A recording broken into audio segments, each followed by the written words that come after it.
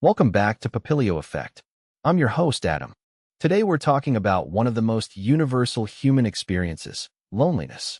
It's something almost everyone experiences at some point in life, yet few people openly discuss it. You can be surrounded by people and still feel completely alone. You can have thousands of followers online and still feel as though nobody truly knows you. Loneliness isn't simply the absence of people. It's the absence of meaningful connection. In today's episode, we'll explore the evolution of loneliness, why humans need relationships, the role of family, friendships, romantic love, faith, and community, and what happens when those connections disappear. Where loneliness began. To understand loneliness, we first have to understand ourselves. For more than 95% of human history, people lived in small groups of hunter-gatherers. Rarely did anyone spend long periods completely alone. Families hunted together. Children were raised by entire communities, meals were shared, and survival depended on cooperation. Being separated from your group wasn't simply uncomfortable, it was dangerous.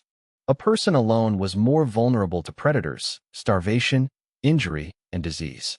Because of that, evolution shaped our brains to treat loneliness as a warning signal.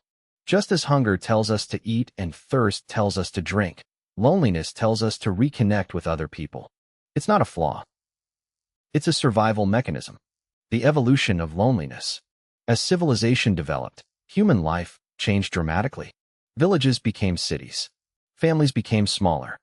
People moved away for education and work. Technology allowed us to communicate instantly with almost anyone on Earth. Ironically, while our ability to contact people has increased, many people report feeling lonelier than ever before. Why? Because communication isn't always the same as connection.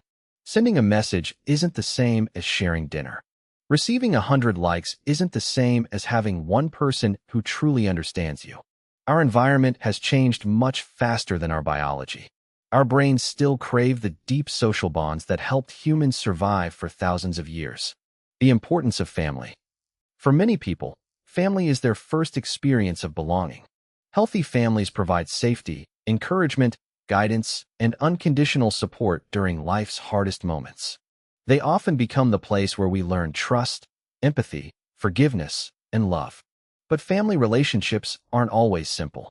Some people grow up in difficult homes. Others lose family members or become distant over time. When those bonds weaken, loneliness can become much more intense because the people we expected to always be there no longer are. Yet family isn't only about biology. Throughout history, humans have created chosen families, friends, mentors, neighbors, and communities that provide the same sense of belonging.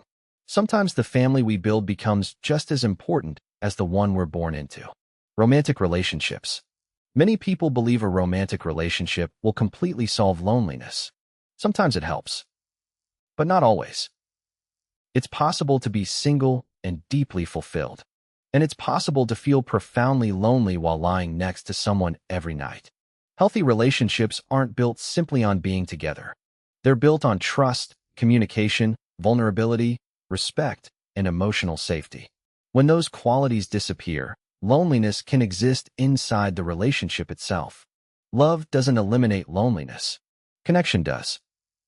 A healthy partner can become one of life's greatest sources of support, but expecting one person to meet every emotional need often places impossible pressure on both people.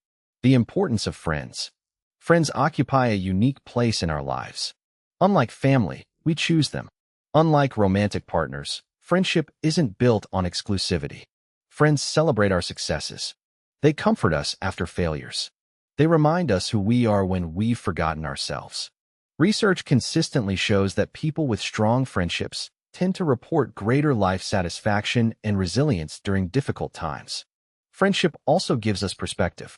When we isolate ourselves, our thoughts often become trapped inside our own minds. Friends challenge those thoughts. They remind us that we aren't facing life's struggles alone. Some of the happiest memories people carry throughout life aren't expensive purchases or career achievements. They're conversations, shared meals, road trips, inside jokes, and laughter with friends. Those moments become part of who we are. Why we need a social network. Humans aren't meant to rely on just one person. Think about traditional villages. Children learned from parents, grandparents, neighbors, teachers, and elders. Adults had co-workers, friends, relatives, and community leaders. Everyone belonged to multiple circles. Today, many people unknowingly shrink their social world. One disagreement, one move to another city, one breakup, or one busy job can leave someone with almost nobody to turn to. That's why building a social network matters. Not because we need hundreds of friends, but because different people support different parts of our lives. A healthy social network creates resilience. When one connection weakens, others remain. Loneliness and faith. For millions of people around the world, faith offers another form of connection. Many religions teach that human beings are never truly alone, that God is present even in moments when no one else is. Prayer can become a conversation during times of grief. Hope can exist even when circumstances don't change immediately. Faith communities also provide something incredibly valuable: belonging.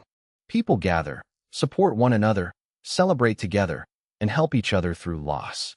Whether someone is religious or not, history shows that communities built around shared beliefs often reduce isolation by giving people a sense of purpose and identity.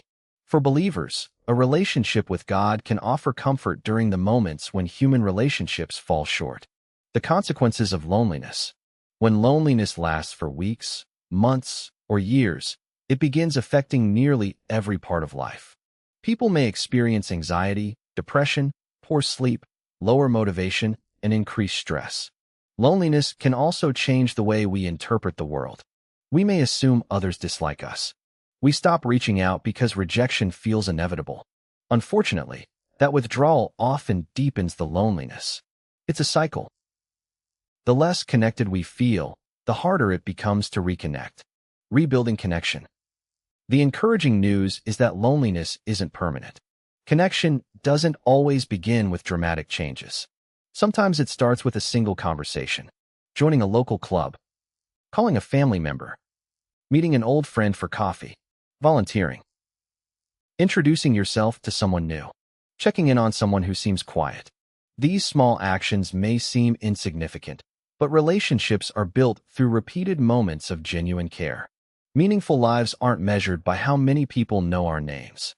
They're measured by how deeply we know and are known by others. Conclusion. Loneliness has always existed, but throughout history, humans survived because they reached toward one another. We built families. We formed friendships. We fell in love. We created communities. For many, we found strength through faith in God. Connection has always been one of humanity's greatest strengths. So if you're feeling lonely today, remember this. Loneliness isn't a sign that you're broken. It's a reminder that you were created for connection. Whether that connection comes through family, friendship, a loving partner, your community, or your relationship with God, every meaningful bond has the power to remind us that we don't have to face life alone. Thank you for listening to Papilio Effect. If today's episode resonated with you, share it with someone you care about. A simple conversation can brighten someone's day, and sometimes it can change a life. Until next time, stay curious.